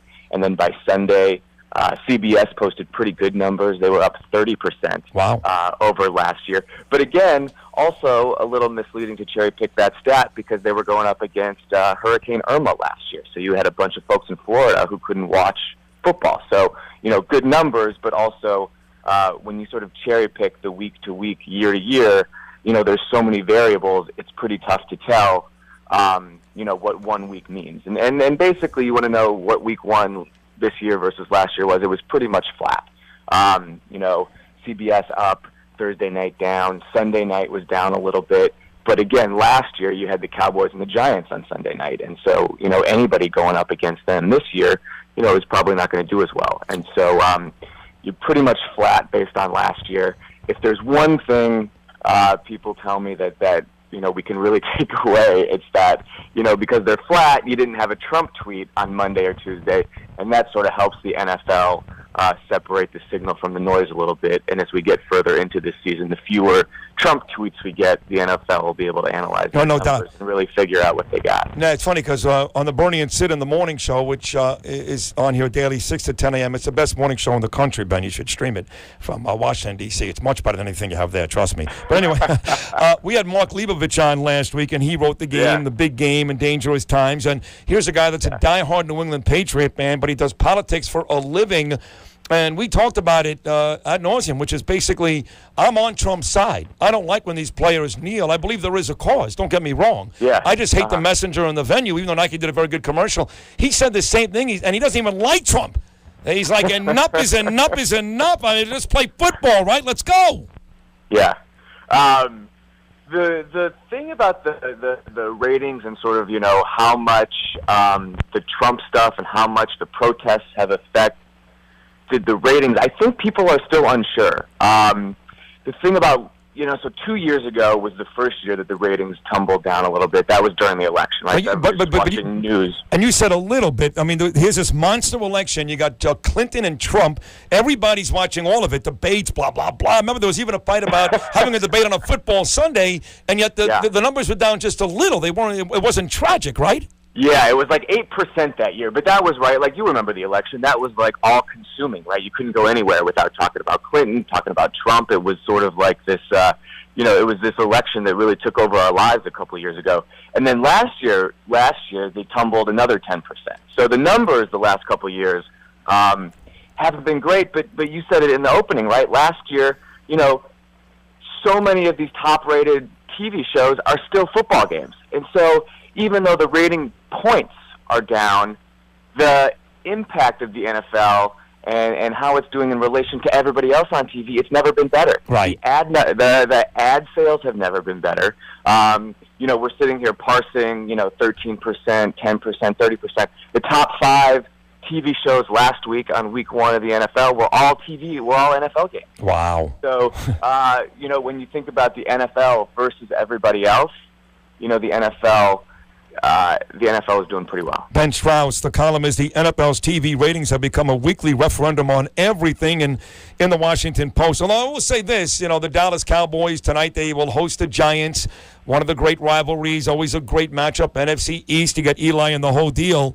But, the ratings were down for the Dallas Cowboys last week. I'm not sure they're still America's team, to be honest with you. That worked for Staubach and Troy Aikman, but even Tony Romo, I'm not sure that's still the case. And the ratings being down in Dallas, what does that say? Yeah, Dak Prescott didn't look so good last week. I think, again, that, we're just seeing the Cowboys have been a pretty good team, nominally. And then even when they haven't been good, they've still had guys like Tony Romo and Des Bryant that you still wanted to tune in and see. I think it says more about the quality of that team, that this is going to be a pretty down year for the Cowboys, more than it says about the future of football or what people in Texas are thinking about football. I think that this is just a pretty lousy team. Fair enough. They're probably more excited about the Longhorns or the Aggies or those guys. They all won yesterday, by the way. Yeah, big win for the Longhorns. Huge win. They beat up on USC. The NFL's TV ratings have become a weekly referendum on everything. Ben Strauss in the Washington Post. Thank you so much, Ben. Terrific job. Thank you. Hey, my pleasure. All right, have a good day. Enjoy the football. When Sid Sports Sunday, driven by Ramsey and Mazda, continues, we're going live to MetLife. The big one, the Dolphins and the Jets. We've got Jetman and a bunch of drunk Jetmans at 10 o'clock in the morning standing by, because that's what we do on Sid Sports Sunday. On the low from the Jake and the Taurus, trying to get my hands on some grants like Horace. Yeah, living the raw deal. 3-course meal, spaghetti, fettuccine, and veal. But still, everything's real in the food. Sid Sports Sunday. 1, 2, 3. 77 WABC. Let's go! Don't miss a minute of Sid Sports Sunday. Get him on demand when you want it. Let's go! It's time to play! OGPodcastNetwork.com and WABCRadio.com. Well, let's wrap things up by going out live to MetLife Stadium, where again in about 3 hours, one of the 9 1 o'clock kickoffs, so 4 more at 4 o'clock before the Giants and Cowboys in the nightcap tonight. It's the Dolphins and Jets, one of the great rivalries. No, it's not Dan Marino and Ken O'Brien, right? It's not, well, there were no Dolphins back then, but we've seen some great games over the years, games in the 50s and a bunch of touchdowns. And Dolphins come off a win with Ryan Tannehill. They beat Tennessee, and the rookie quarterback for the Jets, Sam Darnold, looked terrific in the Jets' opening night win in Detroit against the Lions, even though Fireman Ed is back there today for the first time in a long time. The official mascot of the Jets is now our guy. His name is Jetman. I mean, his real name is Rob Farmer, but his name is Jetman, and he's live right now somewhere at MetLife with a bunch of his brethren. Jetmans, what's going on, Jetman? What's going on, buddy? How are you? I'm great. Now, where are you exactly in the parking lot? Because I've alerted Dolphin fans to go there and kick the crap out of you. They can come. It's L2. We're in the bus lot. We have about 80 feet of tent. You can't miss us. We're the biggest tailgate here. Now, I know every week you are the biggest tailgate. You've become the official mascot of the Jets. What do you think you have? How many thousands of people per week, Rob? Well, we probably have 200 people, of core people that come, but we have thousands of people that come through, take pictures, and it's just a big party. And you know what? If you root for the Dolphins, it doesn't matter. We're here to have a good time. Once we get inside, all bets are off. It's all business. Right. Now, well, tell me this. You've been waiting. You've been going out there for many, many years. Fireman Ed left. You took over, all dolled up in your beads and your Jet gear, waiting for something special. Did you see enough one start out of Sam Darnold last Monday, Jetman, to feel pretty secure in saying great years ahead? Yeah, I mean, obviously the first play of the game, we all got a bad feeling in our stomach, but he turned it around. Brett Favre threw an interception in his first play, and you know what? He turned around and he owned that game. I mean, it was an amazing game, and I'm just hoping. I'm a diehard Jet fan. You never know. One game does not make a season, so I mean, hopefully it's good things to come for Jet fans. I got a minute to go here. Is there a Jet fan next to you? Preferably a woman. Maybe she's hip in the tank. Who wants yes, I do. All righty. Yeah, I do have you want a Jet? I'll give you my best friend. All right. Julie Roth, who has been to every game with me and does the tailgate with me. Jewish Julie Roth. Hold on. All right. Wait, talk to Julie Hi, Roth. Sid. Hi, Julie. How are you? Well, I'm tired. I mean, I got up awfully early this morning. I got up at 4:30 to do this show. Are you telling me you're tired? Like I'm supposed to be sympathetic? We got up at 3 a.m., Sid. Okay, that is early, but this is what you do as a diehard Jet fan. So you're very excited about today. Are the fans like a huge feeling of excitement after Sam Darnold's debut on Monday night? Oh my God, we're riding on a high. We want to keep riding on that wave. Well, listen, go out there and enjoy yourself. It should be a great game. It always is. It's a beautiful sun-splashed day. Have a good time with Rob, and thank you for hopping out for a couple of seconds. Have fun, Julie. All right, no problem, Sid. Thank you. All right, sweetheart. Hey, Sid, we have something for you. Yeah. You know how the Jets have the greatest chant in football? Yeah. Well, we have something for you. You ready? Yeah. Here we go.